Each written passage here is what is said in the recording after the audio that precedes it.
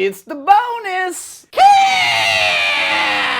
KHANTEHNT episode. KHANTEHNT. Hey everybody, welcome back. Thanks for paying money to watch this bonus episode. You've been waiting for it, and we've been sitting on this little nugget of an idea, a movie I've been wanting to check out more for quite a while, and we finally did here.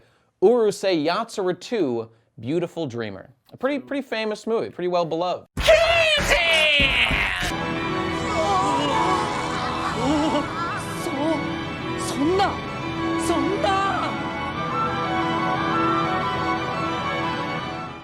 Your curiosity over this movie, I assume, stems from being a huge fan of Mamoru Oshii, the director.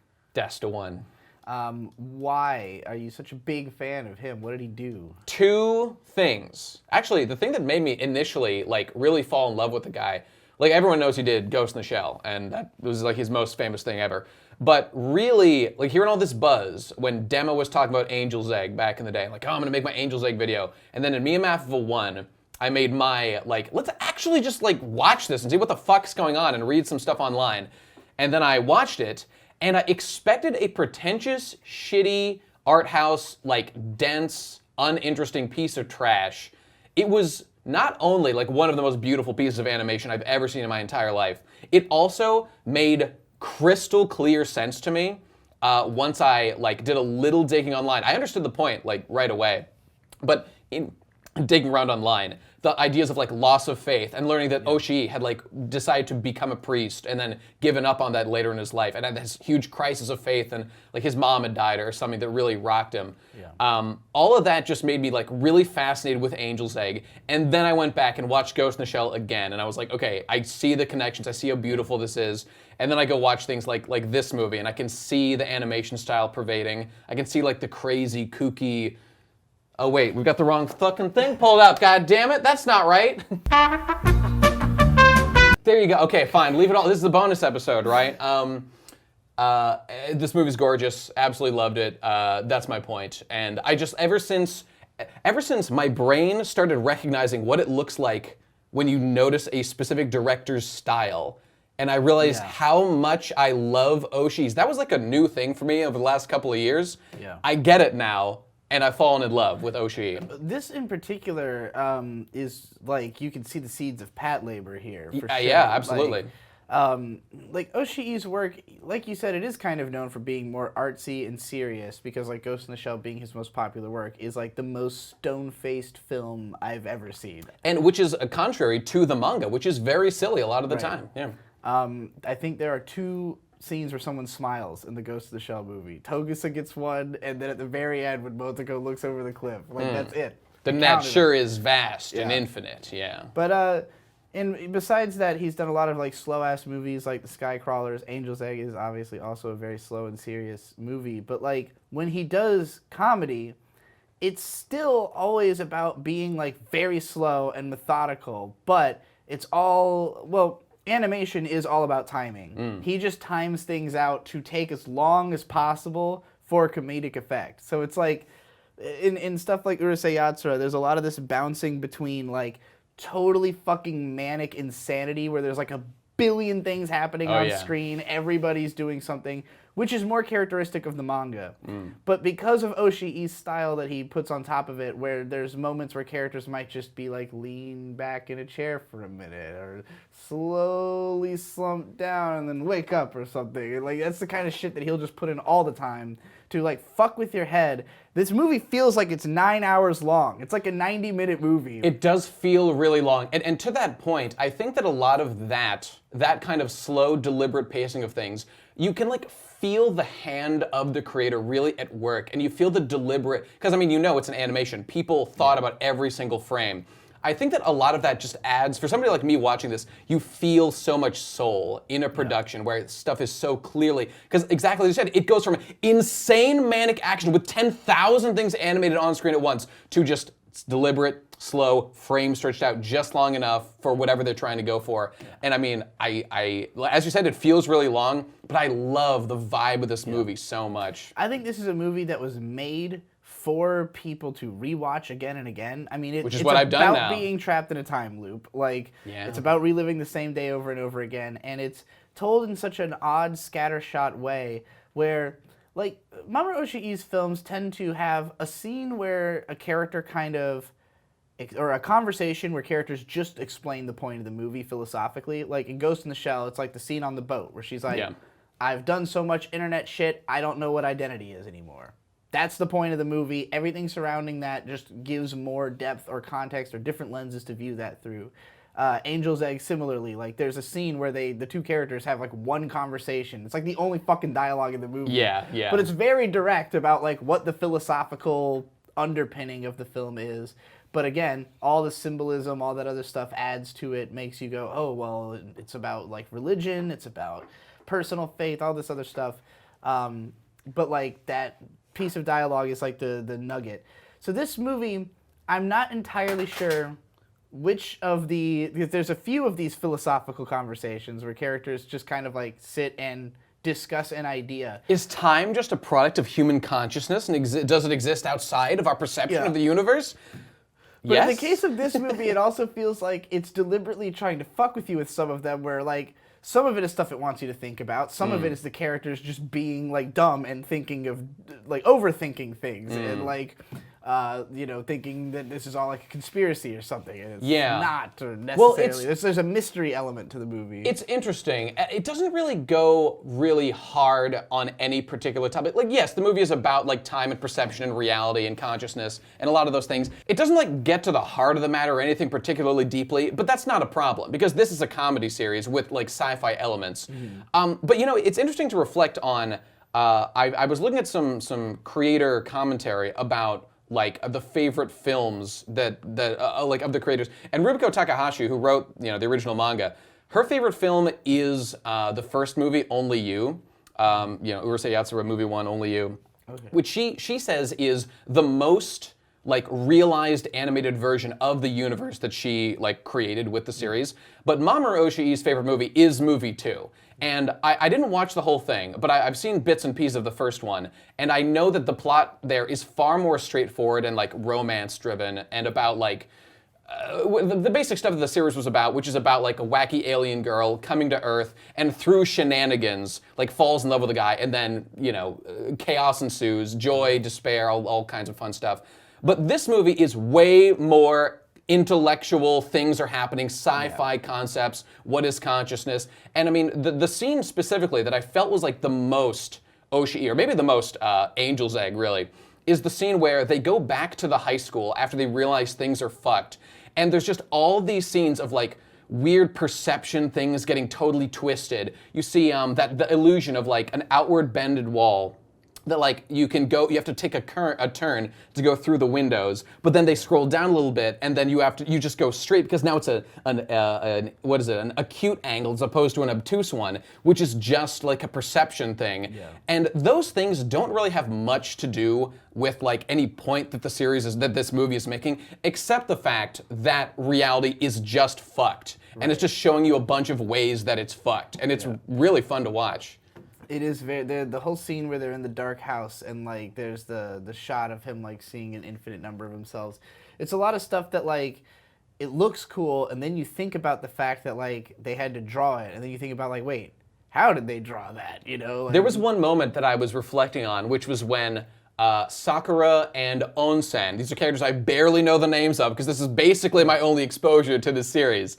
They're just having a conversation, and one of the shots, because there's all these amazing shots of them two talking and stuff, is just you see the two talking like through a curved lens, and their animations are all curved around this like bent lens. I'm like, God damn, someone had to work really fucking hard to make this look as good as it does. Incredible. The film's full of just amazing animation and layouts and everything, as you would expect from like a Mamoru Oshii film. Like, and it's interesting because reputationally, I think a lot of people treat this like it was his first thing. Like he started with this movie, where like he was a director for a large amount of the Urusei Yatsura TV show and the first movie. So it's just that this is the first thing he did that is so clearly like the other stuff he's done. In terms of all the philosophical content. It's the start of like phase 2 Oshii. But like at the same time, I mean, he still was going to make Pat Labor, which is still like a goofy, funny thing, even if it does have like those philosophical ideas. I wish he had made more goofy, funny things over the years, you know, because he's good at it. And maybe he just had exhausted all of his ideas in those shows. But, like, I definitely see Beautiful Dreamer as, like, sort of bridging a gap, though, in the terms of, like, it feels like the movie is kind of about, like, leaving Urusei Yatsura in a way, in that, like, Lum never wants to leave. She's just like, I know this whole thing is dysfunctional and doesn't work, but I want it to be this way forever because she's having fun. Doesn't matter if anybody else is necessarily getting what they want or having fun. She's having fun. And the character... The character who actually created this whole reality marble, this little short dude, he's like a Dreamweaver guy. Yeah, the Dream Demon guy. Yeah, and I'm pretty sure he's a recurring character in the manga, because I'm pretty sure I remember him from... I've read the first omnibus volume of it, which doesn't give you really enough context to understand this movie even, because even though most of the characters are there, like Sakura is around from the start, you know... Ataru and Lum and Megane and the all gang. the really important ones. But, like, it's not a school manga at first. Like, it's about their neighborhood. All the stories take place in the neighborhood, and, like, neighborhood people are around. So it's like at some point it becomes a high school manga and just stays that way for the rest of the time. So, like, I don't know where exactly this movie falls in the manga continuity, but it's clearly during the high school phase of it. And, like, there are certain things that literally change so heavily that it almost doesn't feel like the same story, like, from the way that it was at the start. It's just one of those, like, shonen evolutions where you're like, there's, like, two phases in a way. There's at least two phases to this movie. I mean, it's you know, just to reflect on it, the movie starts with the characters just going about their day, preparing for the school festival the next day, and everything seems relatively normal. And then we as the audience, we just see, like, everyone goes to sleep, they wake up the next day, and we're just seeing the same thing again.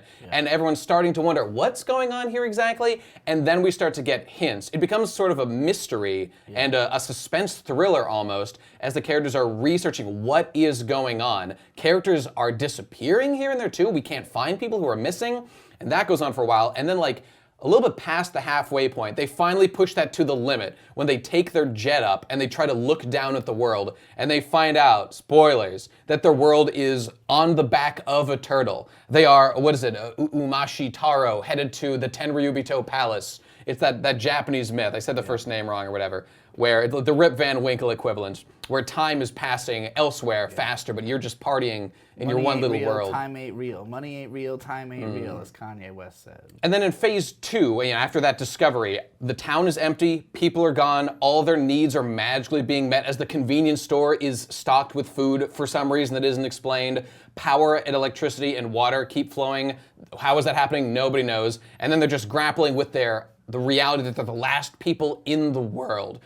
But it's at this point, and then at the end they find out, like, there's a dream demon involved, and they deal with that, and they save the day or whatever.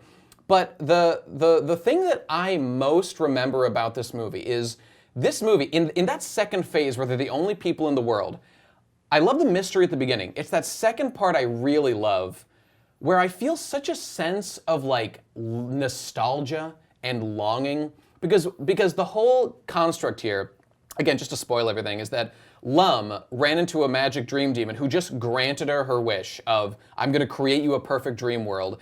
And all Lum wants, you know, cute innocent girl that she is just to have her darling Ataru, all his friends, his family, and have their own little world and have it last forever, of them never going away. Which is why the time loop was initiated, which is why they're in their own little world at the end after they figure that shit out. And it really pulls me back. It's articulated, it's depicted in such a beautiful way. The friendship all these characters have together, these big clusterfuck animation scenes of them all eating together as the mom's making tons of food. It makes me so, I'm filled with such, like, yearning for, like, my own childhood, my own, like, innocent time I spent with my friends. And I'm just thinking about all those good times I had. And I'm not saying that, like, all the good times are over. It just depicts that time in my life. But they are. It just captures that spirit, like, so beautifully that I can just imagine Oshii, like, when he's writing this or you know, animating or whatever, he's just like with Angel's Egg, he's probably thinking to himself, like, I've got these vibes, man. I've got these vibes in my head that I want people to feel, and I want to create this piece of work so I can like perfectly capture this little world that only exists in my head, and if I die, it's all gone, like tears in the rain. So I'm gonna put it down on film so that people could watch this back and be like, that's what it was like to like be a kid in this time frame. That's like the yearning we have to capture that and not let them slip away, even though life isn't like that. Things end eventually. I couldn't help thinking that the Dream Demon character, while it is a character in the manga, Majuki. was in the context of this movie a stand-in for Mamoru Oshii himself. Yeah. Partly because it kind of looks like him, and he always depicts like characters like him as like short, fat guys with round glasses. But just like the way that it feels as though like the Dream Demon is trying to do this thing for Lum in a way that's like Mamoru Oshii himself trying to do this thing for Lum. Of like, what if we made a movie where Lum gets whatever she wants, you know? And like it's like this. Just there's this certain kind of almost infatuation that the Dream Demon has with Lum that feels like it's coming through the film itself, you know? I see that. I was wondering watching, like, it seemed a little arbitrary that the demon chose, I mean, it was quite arbitrary that he chose to do this for Lum, but he just met her at an aquarium and said, this girl is super nice and sweet and I just want to make her happy. Because I'm a dream demon, I do this stuff anyway. Might as well do it for this girl I like who I just met here. Man, now I'm wondering if he actually was a character in the manga, or if there's just like a similar dream. I don't know. The early part of the manga, at least, is basically episodic monster of the week. Like some kind of dumb demon shows up and does some dumb shit, and then if they're sexy, they come back in a later chapter. Nobody seems to recognize him, so I assume he's new, but I don't know. There's probably a lot of demons that look like this guy, even if it's not the exact same one.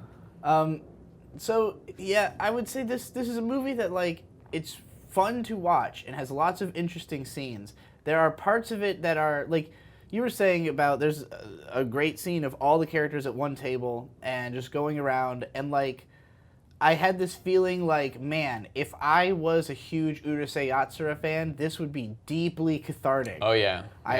Don't know who most of these characters are, and most of them seem really annoying. So it's not quite cathartic. Like it's entertaining in that kind of warm way of seeing something that you know is good for reasons.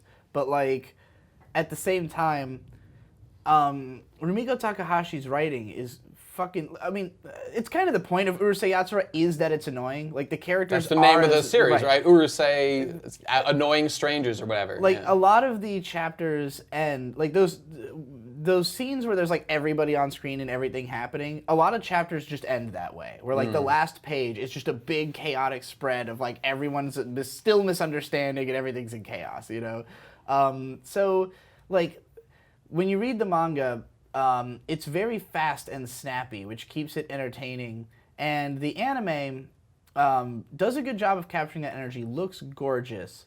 But like actually hearing the characters like say all the annoying shit makes it that much more annoying, to the point where it's like it is actually kind of obnoxious as shit. And I've watched all of Ranma. Ranma was already annoying. Especially, I mean, Urusei Yatsura, I don't know if it has as many filler episodes or as much just like garbage shit in it as Ranma has, because Ranma has a lot of parts where like they just write episodes where they take whatever like the most basic characteristics of the characters are, like the most annoying things about them, and just make an episode out of that, which is also what the movies are like with Ranma. This movie like has an element of that where like, yeah, the characters are all just doing their trademark annoying thing, but it's contextualized into a way where like it still feels like something's happening. Like they're setting up the school festival. They're, you know, they're always in unique circumstances when stuff's happening. Whereas like the start of the second Ranma movie is literally Ranma runs through town, encounters each character, and they each say their thing as they mass around him for like 10 minutes. And it is so bad and so annoying. This movie's a lot better than that. But like, again, I feel like if I had a stronger emotional connection to all these characters, then it would be more meaningful, and I'd have an easier time processing what the fuck is happening. If I actually knew and cared about all these characters, I think I would fucking come instantly looking at this shit. Because I don't know any of these people. I know like a Lum by by media exposure in general. She's super cute and she's super cute. Yeah.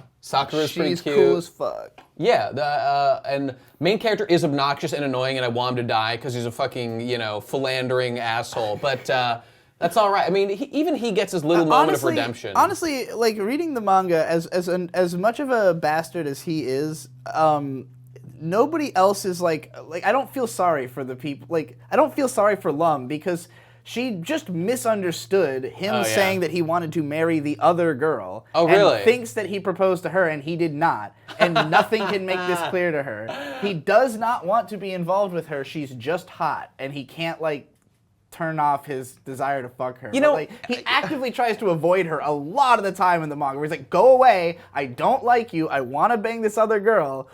You are just making my life difficult. Well, actually, tell me this, because you clearly know more than I do about the series. I was wondering how bullshit it was, the ending of this movie, where, finally, the characters have all been isolated in their own, Gurren Lagann ending style, pocket-perfect dimensions of, happiness and joy, where the Dream Team is just going to let them waste away and die. And, in the, probably, the strongest, character positive moment for Atsuru, the main guy, he just is he's in his harem of all his bitches. Yeah. He is, all right, we got it. But then he's like, wait, where's Lum? Right. And I was wondering if that made sense for the character, if he has grown to care about Lum at all, that his perfect world with his harem, yes, he wants to fuck every woman in the world, but that needs to include Lum because he really cares about her. Is that bullshit or I would say not? that's probably true. The manga definitely has character progression.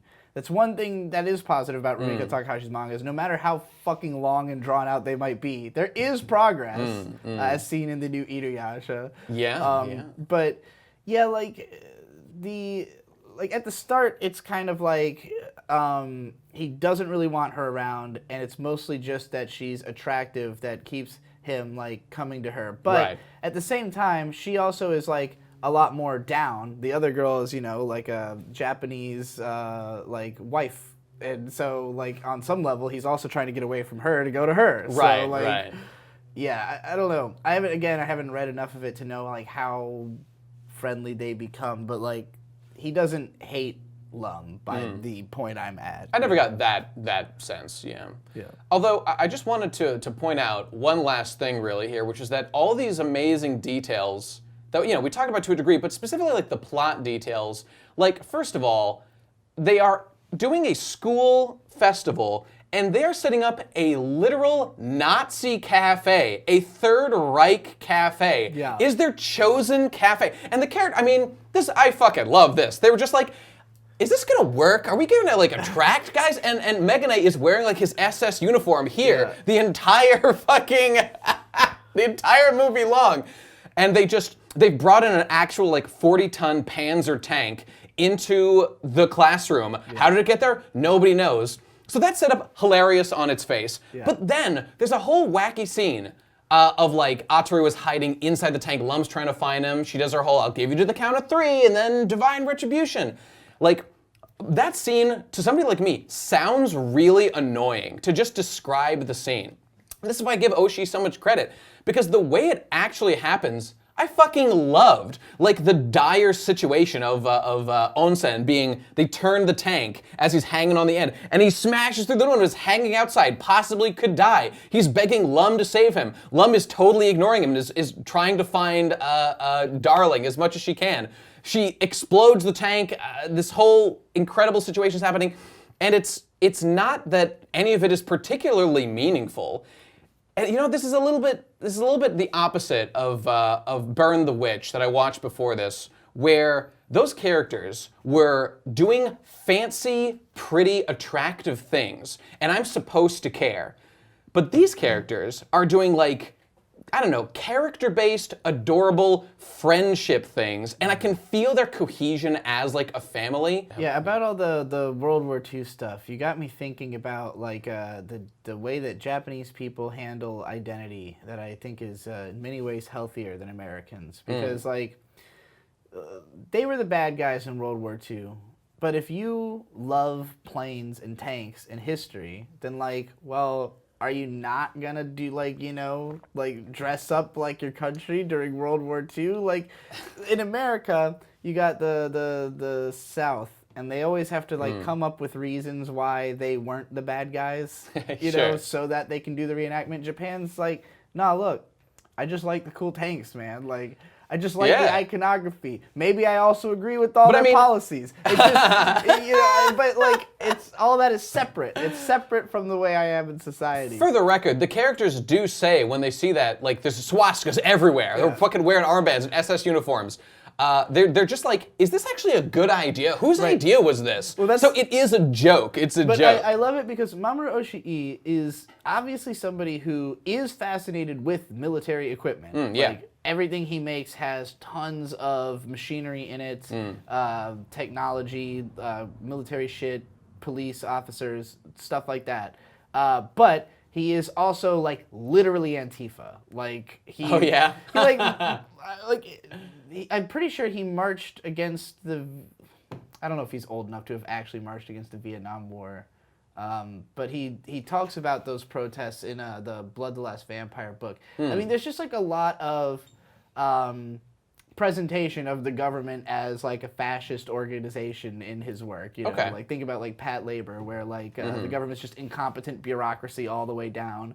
It's only the individual agents who have any competency. It's that I guess what I'm trying to say is that I can tell that Mamoru Oshii is somebody who has that similar duality to the main character of The Wind Rises, where he's like, I just love making planes. I didn't want to create death, but I love making planes, you know? It's like... like Oppenheimer with the nuke, you know? It was just his nature to create. Actually, I think it was literally brought to do that specifically, knew exactly what he was doing. Nonetheless, regardless of that, you know who was cool? I liked Samurai Guy, who clearly has some backstory of, what's that guy with the white uniform from Cromartie High? You know that guy? I don't remember that guy. That guy who shows up, who is the son of the chairman of some giant corporation, has like lackeys around him all the time, and they just do things for him. I don't know Urusei Yatsura at all, outside of like this and maybe one other movie. But that guy clearly, I think, might be the literal inspiration for that character, and clearly is that archetype to a T. And also, for the record, I love that character specifically. He was probably my favorite one, because he perfectly balances hyper-competence and seriousness with being a fucking retard and getting dunked on by every character all the time and being an absolute fucking cuck idiot. That the duality there between balancing those things, I don't even remember his name, but he's the best character. He's a beautiful failure. He's one of those, the archetype of like way too passionate and like driven to like do everything right, but like just not competent. Yeah, so therefore that's him. It doesn't matter. Like, he just gets so defensive when people are fucking with his tank. He pulls out his sword and will fucking chase you and murder you. Oh, it's great. But in the package of this totally wacky series, he totally works. So I'm a big fan. Maybe I'll cosplay him someday. Any other points to make about this beautiful dream? It looks really fucking good. The use of, like, we talked about some of the stuff in our Pat Labor video about, like, how Mamoru Oshii will use black shading. Like, just color half the screen black, the other half lit, and it looks really fucking cool. The whole mansion scene that we talked about with all the mindfuck stuff plays around with that lighting a whole lot. There's a brilliant scene just like that where earlier on, like the first scene where they're just walking to school one of the days and like the puddles of water like expand to skies. Just the level of trippiness they go to. Like there's just a wind chime and it gets this complete fucking mind job of like there's so many universes collapsing in on themselves and there's all these fucking wind chimes going everywhere and there's infinite versions of me in all these realities. Just stuff like that, to take the concept and sell it to the nth degree is done a million times in this movie, and it's fucking awesome. Just the scene when they fly in the Harrier, and we finally we get the answer. What is this world? It's a fucking city on a turtle, and the city is suspended by stone statues of like the people who have disappeared, who like might be able to like undercut the narrative of the dream in some way. What the fuck is going on with that shit? I loved every second of it. That was awesome. This is definitely a film that if you are like a film buff and like a cinematography person, like you need to watch this movie because it just has tons of images you won't see anywhere else. Like, even if you compare it to like Mamoru Oshii's other work, like the fact that it is Urusei Yatsura gives it a very different tone. It's actually funny, like particularly with the animation of that girl, because of just the way her hair is and everything. Like, It feels like these are really cartoony character designs. It's unusual to see them animated as though they were realistic. And like particularly with her, there's just lots of moments where I was like, wow, they really had to like think about how to make this like really goofy design look like animate like a person, and it created a kind of cuteness that you don't see very often that I really like. Like just like the characters look extra adorable being animated with that level of realistic detail. Which is actually useful for the point, because you want to feel comfy and happy, because that's what's supposed to be depicted here. A beautiful dream for a beautiful dreamer, Lum. All her magical desires are like coming true in this universe, and I feel like you feel the allure of this world. And it's like, I mean, you're watching something like Gurren Lagann or any of these shows that do the thing of like, we're gonna put you in the dream world, and you're gonna, you know, you would want to stay there. Like that stuff hits you hard and fast, and you don't have time to be like tricked. This movie does a far better job, probably the best I've seen, of trying to convince you that like a dream world is worth staying in and being happy there. Imagine you're giving a world where you're given food, water, electricity, all your conveniences you want. Sure, there's no other people, but you've got all your friends there. Yes, it's a childish dream, but it is a beautiful dream, and I can see the appeal. Final thoughts? I think that this movie does an amazing job of feeling like a dream, of like, just because of the way that, again, the pacing is so odd, where it doesn't try to have like an act structure at all. Yeah. It's just like scene, scene, scene. And you'll have, again, scenes where it's super goofy, and then scenes where it's super, like, paranoia-inducing or weird or slow, or characters are having these conversations about ideas about, like, whether reality is real or not, but it's always unreliable characters and, like, written in a way where they're not just explaining the plot, they're, like, trying to figure it out, but they might not be correct either. You know, they're positing ideas about what's going on, but you really don't know what's going on until you do, you know, like, much farther into the movie. So it just has this weird swampy feeling of like sinking into it and just kind of letting it happen and being like, I don't really fucking know what's going on at all, and neither does anybody else, so we're all in the same boat. I've heard people describe this movie as kind of like frustrating and boring a lot of the time, and a lot of that from it's so confusing what is going on at first. I would bet anything that all of those complaints are from people who have not seen Urusei Yatsura, because yeah, it is confusing if you don't know who all these fucking characters are. There's like 30 characters, they don't explain who anybody is, there's not a scene where they sit you down and introduce I am them, so happy as someone who doesn't know anything about this series that they didn't do that, because I didn't need to know. Right. I can infer everything I need, and frankly, I want the task. I want to exert the labor, because what you put into a series a lot of the time is what you get out of it. By investing personally, I feel like I'm more attached to these characters who I don't even know the names of most of them. I guess that's why I feel like I like this movie. It's hard for me to be judgmental about it, because I feel like I owe it to the movie to have seen the show before I like am truly judgmental about it. Which is understandable. Not even because I think you have to, because like you said, you could imply a lot. It's just that like I don't feel strongly, like I feel how strongly the creators feel about the characters in the universe. I don't feel that strongly about the characters in the universe just based on this movie, you know? Like I feel like I enjoy the movie almost more on an intellectual level than on the actual level of like sitting and watching it and feeling gratified by these interactions, because again, most of the characters I don't really know and seem kind of annoying. I know they're supposed to be annoying, but maybe they're more endearingly annoying if I know like how they got there, why they like who likes who, why are they doing what they're doing. I don't know a lot of these characters' real motivations or anything like that, you know? You know, for me, in the same way that like a cartoon is an abstraction of like a real human that we can empathize with and get meaning and purpose out of, in the same way, like these characters who I don't really know very well, I can still get like an abstract depiction of just like a friendship. I don't need to know all these characters to know that they're friends and that they love each other and that they love hanging out and are buddies. And for me, that vibe is the one I feel the most strongly, and it's been depicted here better than I've like ever seen it. So, I mean, I'm just gonna say it. I love this film. It starts off, you know, I mean, I like procedural figuring out kind of stuff. It does take a while to get places, but I love the feeling of mystery that pervades it. I love the weird shock you get as the world is revealed to you as this complete abstract fucking nightmare riding a turtle through space. What is happening? Where are we going? Does life have any purpose anymore? And then it slowly gets unraveled that, oh, we're in a dream and there are things we can do to try to get out of it.